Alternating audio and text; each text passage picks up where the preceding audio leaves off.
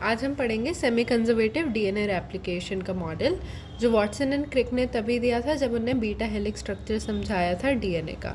उन्होंने ये बोला था कि जो हमारा बैक्टीरिया में डीएनए है, बैक्टीरिया प्रोकैरियोट, वो सेपरेट हो जाएगा और ये जो डीएनए रहेगा उससे एक और नया स्ट्रैंड बनेगा। तो इसलिए जो पुराना डीएनए है वो हाफ कंजर्व हो रहा है और हाफ नया बन रहा है, इसलिए इसको सेमी कंजर्वेटिव बोला गया था। इसको प्रूव किया था Matthew Meselson and Franklin style ने 1958 में। इसका एक एक्सपेरिमेंटल प्रूफ है जो मैं आगे समझाना चाहती हूँ। So first what Meselson and Stahl did, they grew E coli in N15 isotope of nitrogen. तो नाइट्रोजीनियस बेसिस होता है, इसलिए डीएनए में N15 इनकॉर्पोरेट हो गया। अब इन्होंने क्या किया कि इसको ग्रो किया N14 आइसोटोप में। अब ई कोलाई का डबलिंग टाइम होता है 20 मिनट्स, इसलिए यहाँ 20 मिनट्स लिखा गया है।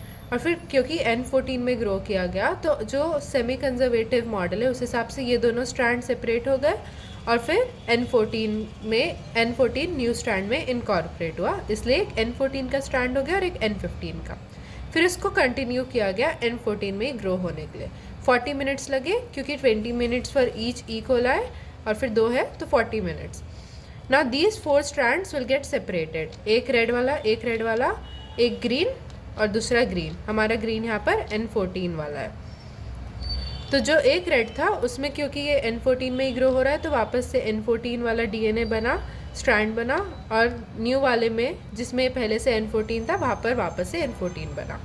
तो यहाँ पर 2 N14 के पूरे स्ट्रैंड हो गए और जो दूसरे 2 थे उसमें एक रेड था जो हमारा N15 है और एक था N14 वाला स्ट्रैंड, तो ये हाइब्रिड हो गया।